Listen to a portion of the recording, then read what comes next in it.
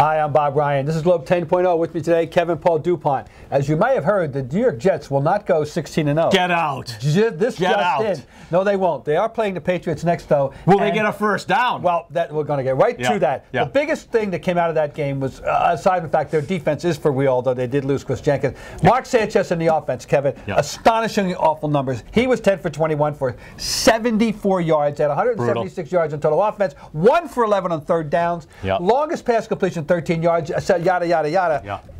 Can he be that bad? Well, certainly. Now, that said, he did have a 33-yard connection. They called that back because of an illegal shift. Okay, so, you know. There. But the point is, not stretching the field at all, not looking for anything other than very short yards. So when the defense knows there's nothing down there, I think that makes it all the worse. Now here's the postmortem of the postmortem. Rex Ryan yesterday, on Wednesday, said, or Tuesday, I'll get it straight.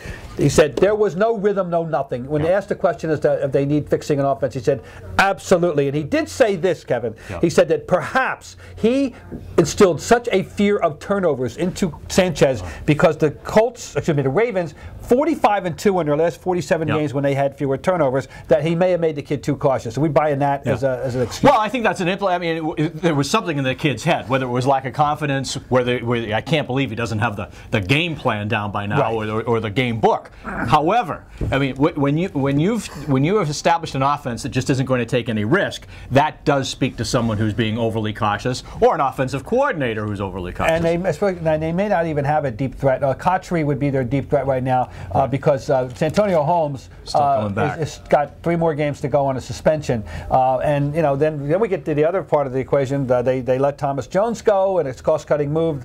Sean Green fumbled the ball away. I mean, it wasn't just, you know, it's always convenient to blame the quarterback. We know that. Well, lack of discipline on penalties, as we know from Coach Bill. I mean, 5 guys would have been turfed the next day. Even Joe Namath was twittering his little butt off about the undisciplined nature of the team. Although 4 of those penalties were Cromartie beaten on plays, you know, that doesn't really speak to anything Rex Ryan did. But that would only leave him with 10 penalties. No, that's right. Oh, gee. But beyond the penalties, though, the greatest indictment, I thought, they were set up on the 11, the 37, the 31, and the 35, and came away, as we say in New York, with bupkis. It started right away because they create a fumble on the first play of the Baltimore series, and then on the 11-yard line, and wind up with a field goal. You got to bring it in. All right, so he will be better on Sunday. I'll promise you that, but how much better, we'll wait and see.